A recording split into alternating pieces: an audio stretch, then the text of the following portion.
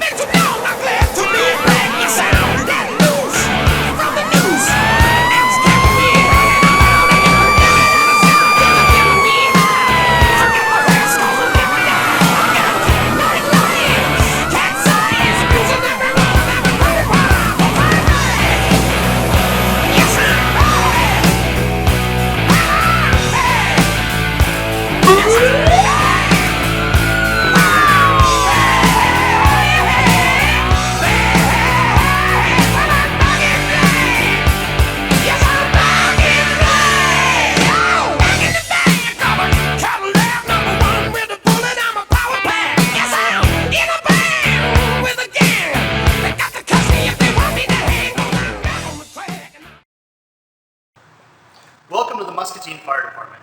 Thanks for stopping by the fire station today, where we have lived and served the community for over 104 years. There's a lot to see around here, so let's take a look around.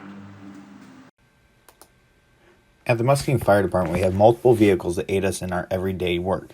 From our command vehicle 333, our frontline engine 311, our aerial ladder truck 310, a van-style ambulance for long transports out of town, a reserve engine 314, and 4 Type 3 ambulances for 911 calls. Hi everyone, Firefighter Paul's here, going to show you outside compartments of Squad 354. In this compartment here, we have a big oxygen cylinder supplying the oxygen inside the main patient compartment here. We have numerous equipment such as vests, coats, lights, and cones to make sure that we stay safe on any roadways or any accidents that we may respond to in this.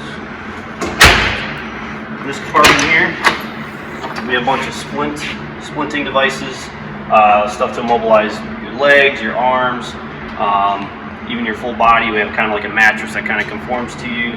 We also have ballistic vests in case there's an active shooter situation or something that we need to stay safe as well. In this compartment here, we are a fire department, so we do keep our fire gear here, and so we can respond to fire incidents. We also have our air packs to help us breathe in those fires as well. We also carry those.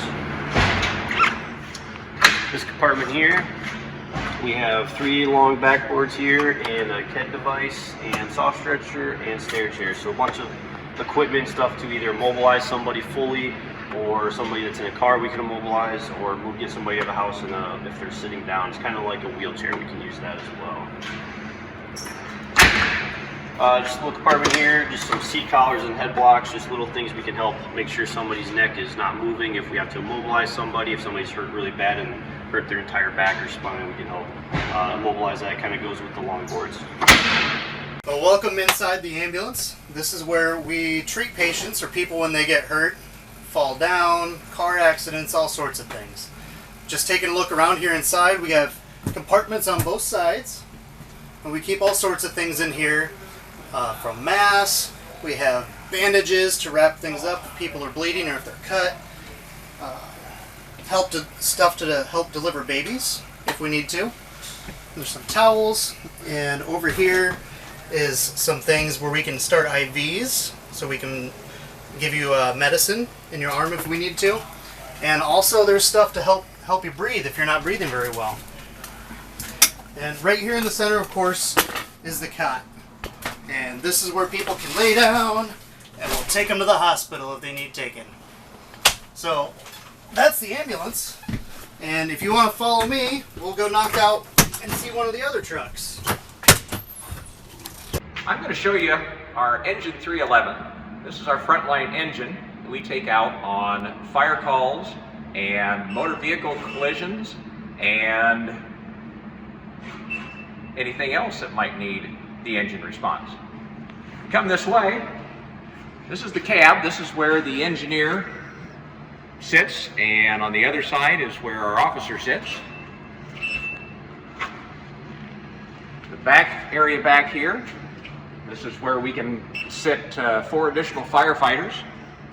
And we have air packs built right into the seats so they can put their air packs on as they're going en route to the call. Our pump panel up here, this is what's run by the engineer to make sure that we've got water flowing to the firefighters as they're going into a burning structure. These cabinets over here, they have all of our different tools and appliances. We have like a fan for positive pressure so we can blow air into a building and blow all the smoke out. We've got rescue tools in here, axes, mauls, different tools that we're going to use to gain access to a building. We've got our chainsaws in here so we can cut holes in the roof if we need to. On the back side, up here in this compartment, we have all of our different size hoses for whatever we're going to need for fighting fire. Since we also first respond out with the ambulance at times, we have some of our medical equipment on this side to also help us with medical calls and trauma accidents. This compartment, we've got our jaws of life, so if we've got to cut somebody out of a vehicle, we've got those readily available for use. Top of the engine is our ladders and our large pipe poles so that we can gain access to second story or third story buildings and roofs and rescue people if need to. Right. This is truck 310. It's got our 100-foot aerial ladder and platform for fire suppression, ventilation, rescue, and a multitude of other situations that may need a high point. Inside, we have all of our operator controls. We've got our control to the pump and our master controls to give us control outside and allow us to control the ladder from up top or the back panel. Right here we have our lights.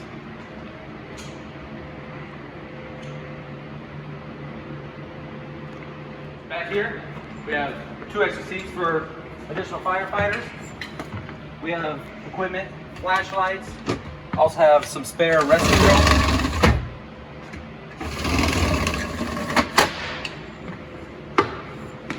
This is our pump panel where we get water to the truck and from the truck to our hoses and other outlets.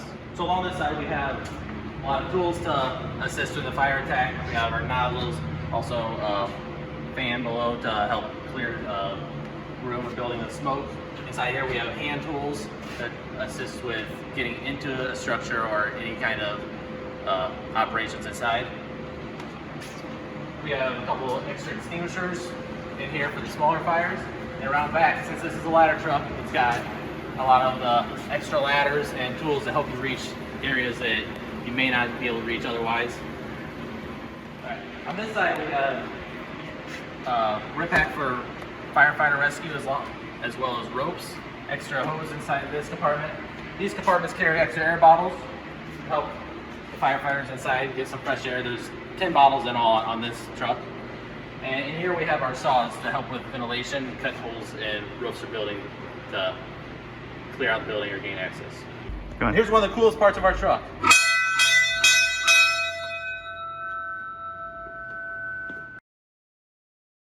One of the other pieces of equipment we have here at Muscatine Fire Department is an inflated rescue boat that can allow us to get to victims that have possibly fallen through ice, have fallen off a boat, or other various situations that got them in the water. All right, guys, so this is our day room. As you can see, we've got a couple couches, we got recliners, kitchen table, kitchen, some computers if we need to finish up reports or anything like that. You know, we exaggerate. This is our living area, and you know we live here for 24 hours a day, and this is where we come hang out after 5. We eat our meals here as a shift if we can. You know, we're a big family as a shift, so yeah, we got the kitchen here. Normally hopefully have 10 to 11 guys that eat together.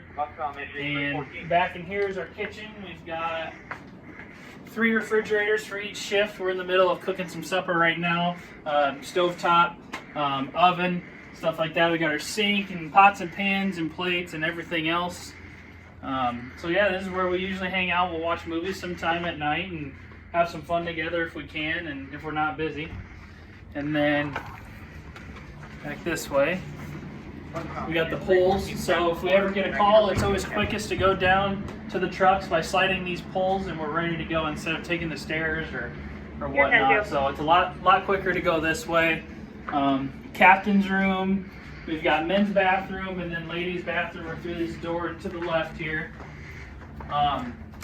This big room right here is where we sleep. These are our beds. We've got, I don't know how many,